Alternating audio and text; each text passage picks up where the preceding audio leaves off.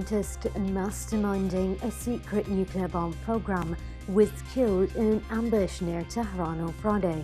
The military advisor to Iranian Supreme Leader Ayatollah Ali Khamenei vowed to strike against the killers of Mohsen Fakhrizadeh, who died of injuries in hospital after armed assassins fired on his car. Fakhrizadeh has long been described by Western countries as a leader of a covert atomic bomb program halted in 2003, which Israel and the United States accused Tehran of trying to restore in secret. The European Parliament has called for sanctions on Turkey following President Recep Tayyip Erdogan's controversial visit to northern Cyprus on November 15th. Members of the European Parliament agreeing on a resolution in support of Cyprus urged EU leaders to take action and impose tough sanctions in response to Turkey's illegal actions. The Parliament's non-binding resolution on November 26th emphasized that Turkey's gas exploration activities in the eastern Mediterranean were illegal. EU leaders are due to meet in Brussels between December 10 and 11. The Kingdom of Saudi Arabia's Foreign Minister Prince Faisal bin Farhan said on Friday that the Houthi militia is behind Yemen's problems. He said the kingdom has been subjected to hundreds of attacks with ballistic missiles and drones. The news comes days after a Houthi missile attack on Saudi oil facilities in Jeddah. Houthi forces have staged many missile and drone strikes on civilian airports and oil infrastructure in Saudi Arabia, including on the capital Riyadh.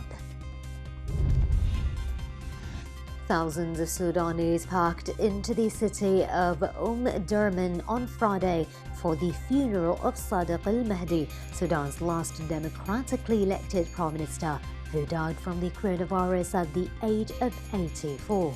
Mourners in traditional white garments, mostly wearing masks, wept and waved national flags ahead of prayers for the two-time prime minister, who is a central figure in Sudan's political and spiritual life for more than half a century.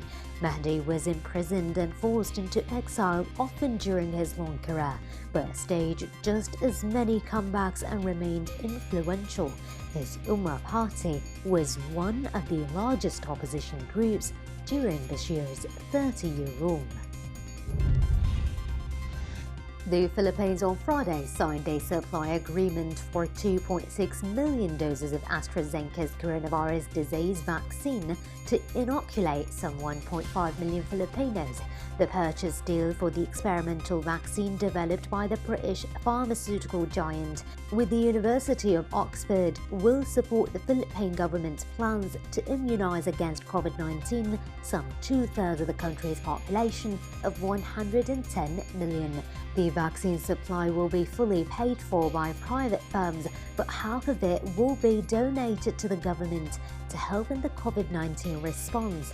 It is expected to arrive by the second quarter of 2021. India's economy contracted 7.5% between July and September, the poorest among major advanced and emerging economies, entering a technical recession for the first time since independence. Although an improvement on the record 23.9% contraction recorded last quarter, data indicates that Asia's third-largest economy is in for a tough fight as it attempts to revive itself as coronavirus infections climb. The two successive quarters of contraction mean the country has now entered a technical recession for the first time since 1947. The Kingdom of Saudi Arabia won 6 prizes during the first edition of the Arab Government Excellence Award, which is organized by the UAE and aims to contribute to developing the governmental work system in Arab countries, establish an advanced platform for exchanging ideas and experience and celebrate the distinguished Arab examples and experience in the field of governmental work. The event was held under the patronage of Sheikh Mohammed bin Rashid Al Maktoum, Vice President and Prime Minister of the UAE and ruler of Dubai. The Saudi Ministry of Commerce won the Best Arab Ministry Award, while the Food and Drug Authority in Saudi Arabia won the award for Best Arab Government Entity. Meghan Markle, Britain's Duchess of Sussex, has revealed in an opinion article published in the New York Times that she had a miscarriage. The wife of Prince Harry wrote about the experience in detail, saying that it took place one July morning when she was caring for Archie, the couple's son. Meghan, an American actress and star of TV legal drama Suits, married Prince Harry, a grandson of Queen Elizabeth II, in a lavish ceremony at Windsor Castle in May of 2018. Their son was born the following year. They were on a mission to count sheep when they found something they had not counted on, as a Utah helicopter crew buzzed over the southeastern part of the state looking for bighorn sheep last week, sitting beneath them in the middle of the desert with a bright, shiny monolith, the stuff of sci-fi sagas. Pilot Brett Hutchings of the State Department of Public Safety recalled someone on board spotting the gleaming metal object firmly implanted in a small clearing set against the redness of the rocks and sand below. More than a dozen cats and dogs vie for Maryam El-Beloushi's attention as she hands out treats on a bed in her home in Oman's capital, Muscat. Despite complaints from neighbors and mounting expense, she has accumulated 480 cats and 12 dogs, describing her pets as a mood lifter and better companions than her fellow humans. Orphaned at a young age, El-Beloushi has grown her menagerie over the past decade, identifying with her furry friends, many of which were rescued from hard lives on the street.